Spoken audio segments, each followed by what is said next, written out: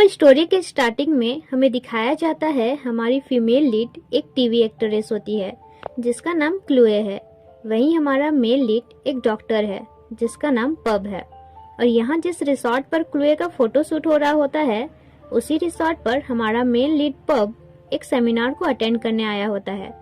इस सेमिनार का होस्टिंग उसका बेस्ट फ्रेंड गोल्फ कर रहा होता है। अब इधर जब पब थका हारा पहुंचता है और थोड़ा आराम करना चाह रहा होता है तो उन्हें पता चलता है कि एक एक्स्ट्रा लेडी डॉक्टर भी सेमिनार को अटेंड करने वाली है। पर क्योंकि रूम बुकिंग पहले से ही फुल हो चुका होता है इसलिए अब कोई रूम खाली नहीं था। तो पब कहता है मेरा रूम तुम उस डॉक्टर को दे दो और मैं कहीं और एडजस्ट कर लेता हूँ। गोल्फ कहता है अरे नहीं, तुम थके हुए हो, तुम आराम से रेस्ट करो, मैं कुछ और इंतजाम करता हूँ। फिर वो क्लोए को कॉल करके सारा मैटर बताता है तो वो उस लेडी डॉक्टर से रूम शेयर करने में एग्री हो जाती है। Actually golf and Chloe cousin brother sister होते हैं। इसके बाद क्लोए का इंटरव्यू होता है जहाँ एक लड़की उसे देख रही होती है। ये कोई और नहीं बल्कि क्लोए की स्टेप सिस्टर होती है जिसका नाम प्लोए है, जो कि एक मॉडलर है। बट क्लोए उतनी फेमस नहीं है और इसी जेलसी के कारण वह क्लोए से बहुत ज्यादा नफरत करती है। ऐसे उन दोनों का मैनेजर सेम ही होता है। वहीं इधर पब का रूम अब तक से रेडी नहीं हुआ था तो वो अपने दोस्त से कहता है ऑलमोस्ट डिनर टाइम हो गया है, मैं थोड़ा बीच तरफ टहल कर आता हूँ, तुम्हें जैसे रूम का चाबी मिले मुझे दे देना, फिर मैं दबा कर सोऊंगा, बहुत थक गया हूँ। वहीं इधर क्लोए भी अपना पर्सनल टाइम को एंजॉय करने बीच जा रही होती है। उसका मैनेजर कहता है अपना स्किन का प्रोटेक्ट करना, बहुत से कॉस्मेटिक प्रोडक्ट की ब्रांड एम्बेसडर हो। और फिर वो बीच पर होती है।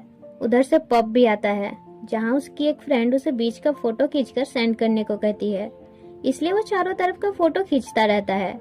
और तभी इधर क्लोए का स्किन प्रोटेक्ट करने के चक्कर में उसका कपड़ा खुल जाता है। वो इधर उधर देखती है कि कहीं कोई उसे देख तो नहीं रहा और वो देखती है हमारा पब तो फोटो खींच रहा है।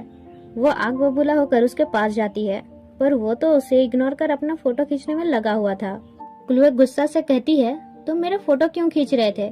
तब वो कहता है माफ करना, मैं तो तुम्हें जानता तक नहीं, मैं तुम्हारा फोटो क्यों खींचूंगा? तो वो कहती है मुझे पता है तुम मेरा फोटो खींच रहे थे। पब कहता है देखो मैडम, मुझे पता है मैं हैंडसम हूँ पर sorry I am not available, so अपना टाइम वेस्ट मत करो। क्लोए इरिटेट होकर कहती है ज्यादा इनोसेंट मत बनो, तुम्हें नहीं पता मैं कौन हूँ, चुपचाप से मेरा फोटो डिलीट करो। तो वो कहता है वेट, तुम जो भी हो मैं तुम्हारा ऑर्डर क्यों सुनूं? तब क्लोए उसका मोबाइल छीनती है और इसी चक्कर में उसका हेड गिर जाता है। पब उसका फेस देखकर शॉक्ड रह जाता है और कहता है अरे वाह, एक्ट्रेस क्लोए। वह कहती है हाँ मैं, अब डिलीट करो। तो वह कहता है हाँ हाँ अभी करता हूँ। फिर वह चली जाती है। फिर पब उसके पास जाता है और कहता है क्या मैं तुम्हारे साथ एक सेल्फी ले सकता हूँ?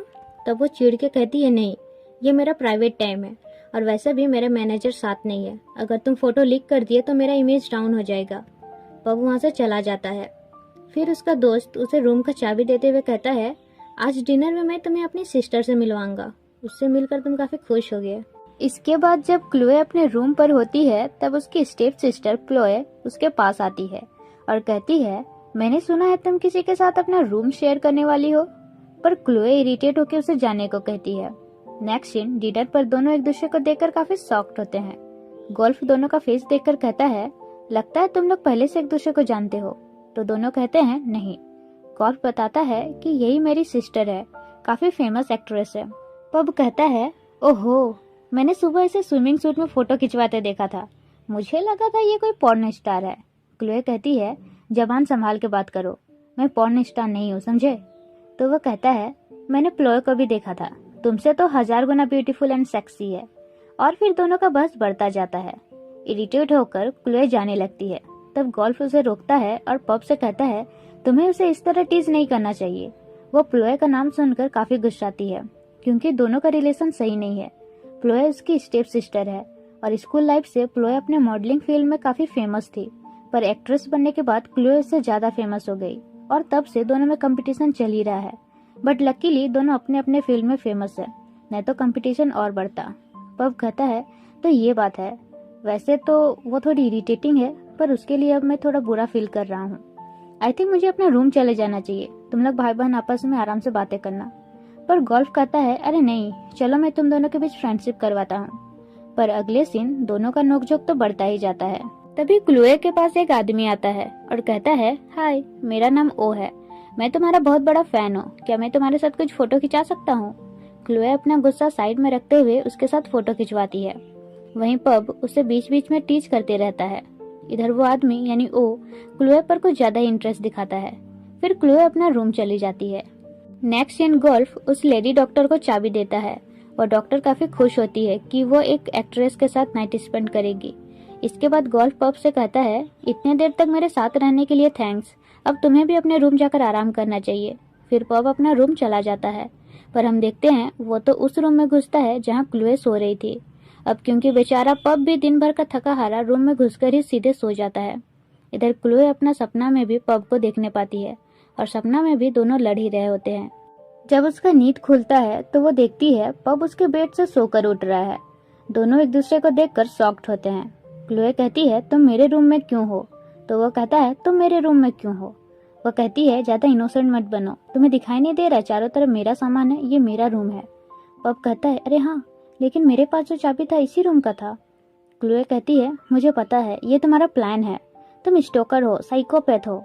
पब कहता है, बस बस बस भी करो, मैं इतना भी अबनॉर्मल नहीं हूँ जो मुझे तुम जैसी लड़की के साथ रहना पसंद करूंगा। वो इरिटेट होकर उसे पिलो से मारने लगती है। तो वो कहता है, कितना नौटंकी करोगी, ये कोई मारने वाला चीज है? तब वो उसे लात मारते हुए कहती है, निकलो मेरे रूम से। इधर वो लेडी डॉक्टर गोल्फ से कहती है, तो तुम मेरे साथ मजाक कर रहे थे कि मैं एक्ट्रेस क्लोए के साथ रूम शेयर करने वाली हूँ। मेरा रूम तो एकदम खाली था, शायद तुमने गलती से मुझे दूसरे रूम का चाबी दे दिया था। गोल्फ काफी हैरान होता है कि ऐसा कैसे हो सकता है। फिर वो उसका रूम नंबर पूछता है और काफी शॉक्ड होता है।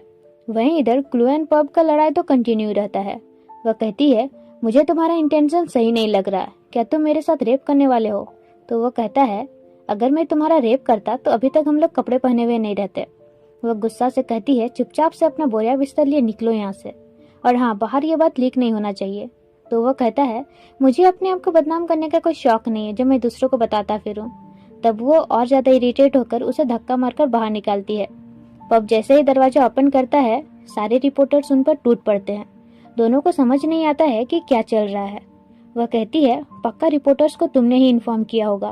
पब कहता है, ये लड़ने का टाइम नहीं है, प्रॉब्लम का सॉल्यूशन ढूंढना है।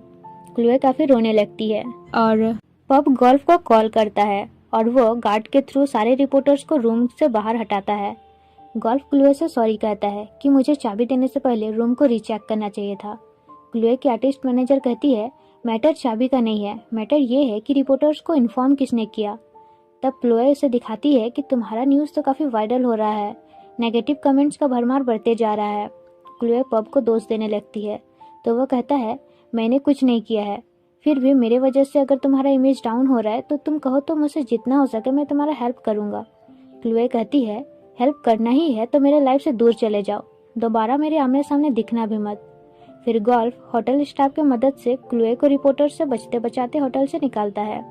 नेक्स्ट सीन, एक लॉन्चिंग इवेंट में सारे रिपोर्टर्स क्लोए को सवालों से घेर लेते हैं कि क्या वो आपका बॉयफ्रेंड है, क्या आप अपना रिलेशनशिप पब्लिक करने वाली हैं, क्या वो आपका सीक्रेट लवर है, और ऐसे हजारों सवालों से वो मीडिया में ट्रोल होने लगती है।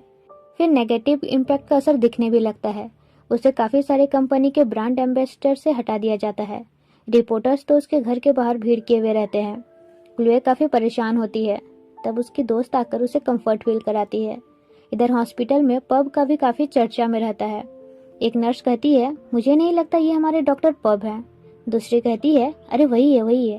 तब पब आकर कहता है, ये मेरा ट्विन ब्रदर है। वो लोग कहती है, मजाक कर रहे हो। तो पब कहता है, अरे यार, मैं कैसे एक मामूली डॉक्टर इतनी बड़ी सुपरस्टार को डेट कर सकता हूँ, चलो अपना काम करो तुम लोग। अगले दिन पब का एक पेशेंट पब को एक टी शर्ट देते हुए कहता है, मैं आपकी गर्लफ्रेंड का बहुत बड़ा फैन हूँ, क्या आप मुझे उनका ऑटोग्राफ दिलवा सकते हैं? अब पब भी परेशान होने लगता है। फिर वो सोशल मीडिया में क्लोए पर हुए कमेंट्स पढ़ता है और उसके लिए सॉरी फील करता है। गोल्फ कहता है, तो तुम्हें भी उसका परवाह है? तब वो कहता है, परवाह वरवाह कुछ नहीं है, लेकिन मेरे ही वजह से उसका रेपुटेशन गिर रहा है तो मुझे बस उसके लिए सॉरी फील हो रहा है।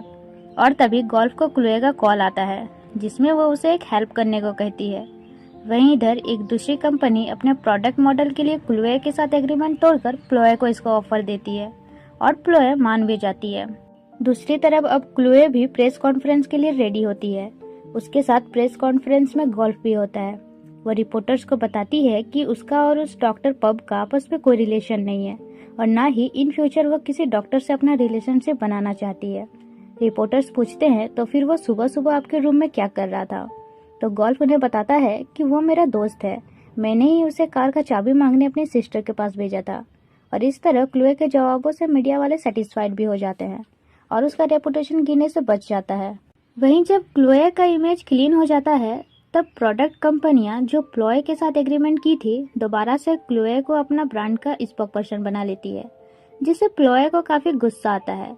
यहाँ हमें फ्लैशबैक में दिखाया जाता है कि पब और उस लेडी डॉक्टर का रूम की प्लॉय ने ही एक्सचेंज किया था और रिपोर्टर्स को भी उसी ने इन्फॉर्म किया था ताकि ये सब बवाल हो और क्लोए का रेपुटेशन गिर जाए, और वैसा हुआ भी। लेकिन यहाँ तो क्लोए अपना रेपुटेशन बचा लेती है। नेक्स्ट सीन, क्लोए अपने फादर से मिलने दूसरे सिटी जाती है। वो गोल्फ को भी उसके हॉस्पिटल तक छोड़ देती है। गोल्फ उसे कॉफी का ऑफर करता है तो वह कहती है यहाँ तो तुम्हारा वो दोस्त होगा, मुझे उससे नहीं मिलना। गोल्फ कहता है जैसा तुम्हारा मर्जी। इधर पब उन्हें देख लेता है, फिर वो जानबूझकर क्लोए के कार के सामने आ जाता है। क्लोए जब देखती है कि कार से हिट होने वाला आदमी पब है तो फिर दोनों में बहस स्टार्ट हो जाता है। वह कहती है मेरे कार के सामने जानबूझकर क्यों आए, पर्पस क्या है तुम्हारा। पब कहता है कोई मरने के लिए तुम्हारे गाड़ी के सामने क्यों आएगा, ठीक से चलाना नहीं आता ये बोलो। क्लोए इरिटेट होकर जाने लगती है तो पब भी उसके कार में घुस जाता है और कहता है मुझे तुमसे कुछ बात करना है। तो वो कहती है लेकिन मुझे नहीं करना है, अगर तुम मेरे कार से नहीं उतरे तो फिर मैं गार्ड्स को बुलाऊंगी। वह कहता है तुम ऐसा नहीं करोगी, मुझे पता है तुम नहीं चाहोगे कि कोई हमें साथ देखे, तो यहाँ से चलकर कहीं और बात करें। अब मजबूरन वो एक खाली प्लेस में अपना कार रोकती है।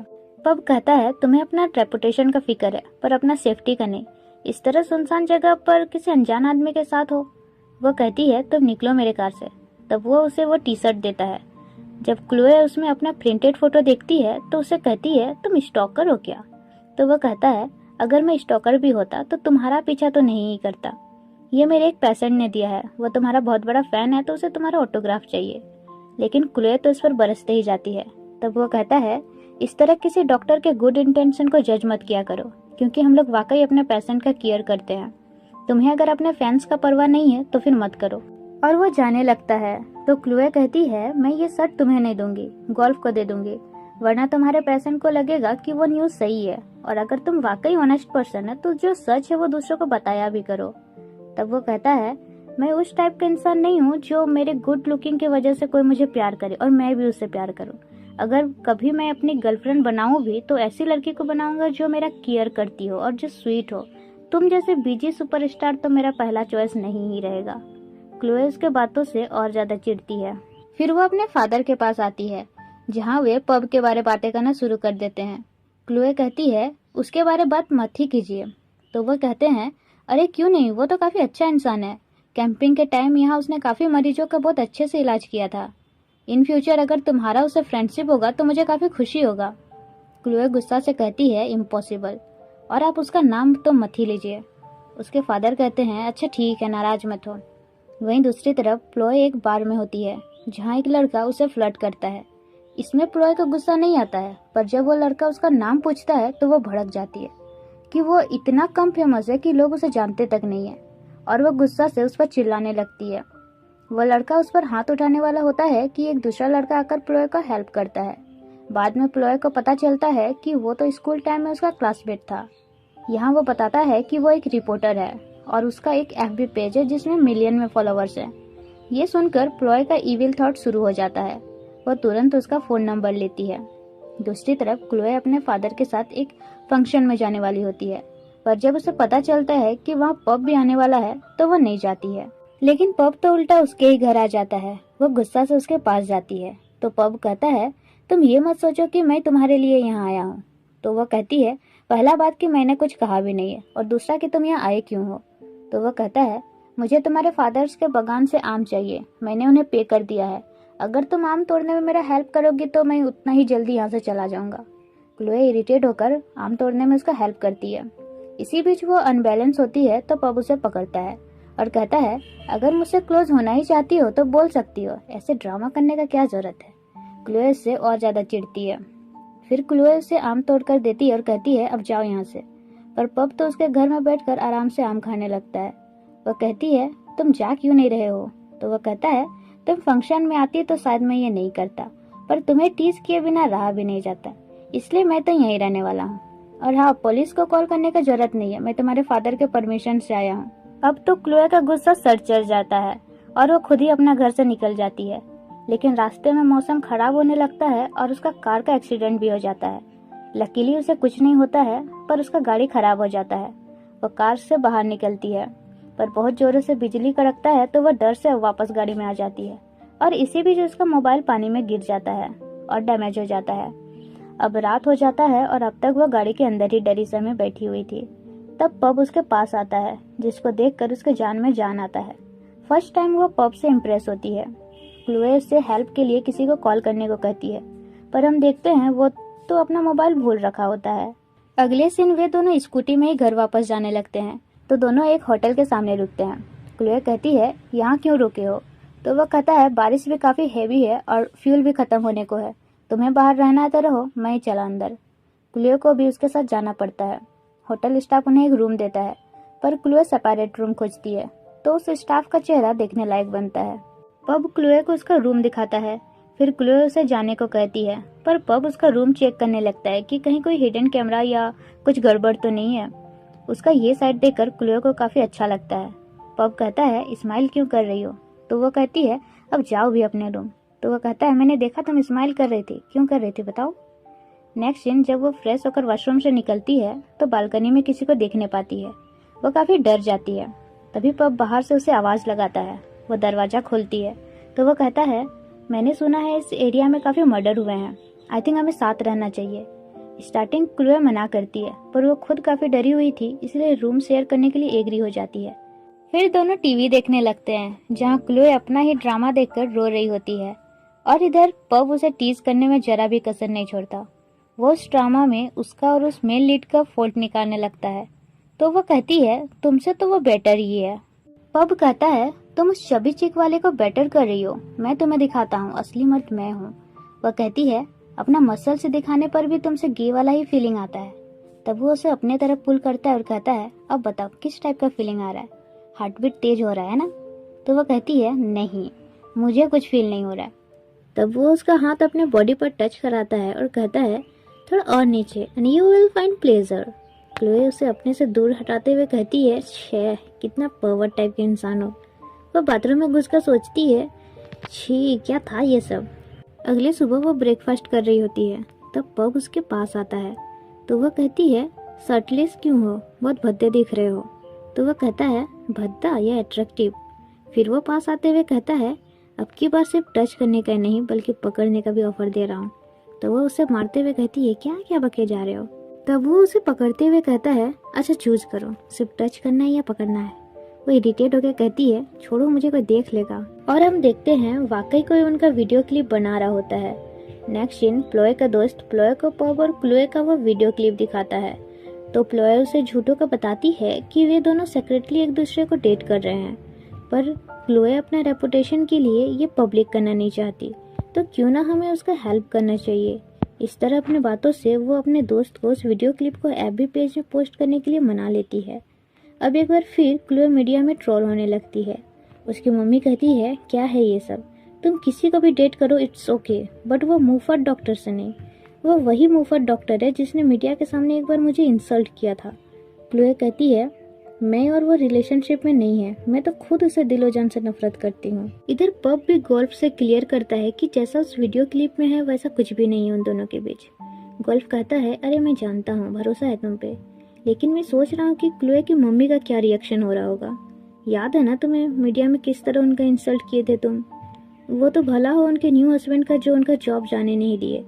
आई थिंक तुम्हें क्लोए के फादर से बात करना चाहिए। फिर दोनों क्लोए के फादर से मिलते हैं। क्लोए का फादर कहते हैं, मुझे भरोसा है तुम पर, और क्लोए ने भी बताया था कि वैसा कुछ भी नहीं है तुम दोनों के बीच, पर इस वीडियो क्लिप की वजह से उसका रेपुटेशन फिर से गिर गया है। बहुत सारे एग्रीमेंट्स उससे वापस ले लिए गए हैं। गोल्फ उन्हें आइडिया देता है कि क्यों ना ये पब्लिक किया जाए कि तुम दोनों एक दूसरे को डेट कर रहे हो और कुछ दिन बाद सेपरेट हो जाओ, फिर कोई कुछ बात भी नहीं बना सकता। क्लोए के फादर को भी ये आइडिया अच्छा लगता है। फिर क्लोए के फादर ये आइडिया अपनी एक्स वाइफ एंड क्लोए के साथ डिस्कस करते हैं, जहाँ उसकी एक्स वाइफ तो बिल्कुल भी एग्री नहीं करती। पर क्लोए कहती है अगर मुझे कोई एक्सक्यूज ना मिले तो पापा के आइडिया को ही फॉलो करूंगी। इधर क्लोए का वो न्यू ड्रामा रिलीज होता है। इसके बाद क्लोए पब को बताती है कि तुम्हारे एग्जाम वाले दिन मेरा बिकनी फोटोशूट है। पब उसे ये फोटोशूट करने मना करता है कि ऐसे कैसे तुम कर सकती हो। क्लोए कहती है पर मैंने तो फोटोशूट के लिए हाँ कर दिया है। नेक्स्ट सीन, पब एग्जाम देकर भागा भागा सेट पर पहुंचता है, जहां क्लोए की दोस्त और बाकी सब भी पब के साथ प्रैंक करते हैं। वो लोग ऐसा प्रिटेंड करते हैं जैसे कि क्लोए का न्यूड फोटोशूट हो रहा हो। पब काफी परेशान होता है और फिर उसे पता चलता है कि सब मिलकर उसके साथ प्रैंक कर रहे थे। वो कहता है अच्छा तो तुम लोग मेरा मजे ले रहे थे। फिर वो क्लोए से कहता है अब तो तुमको सबके सामने पनिशमेंट मिलेगा, और उसे किस करता है। गोल्फ कहता है अरे कुछ तो शर्म करो, एटलीस्ट पेड़ के पीछे ही चले जाओ। पब कहता है हाँ ये बढ़िया आइडिया है। और इसी के साथ इस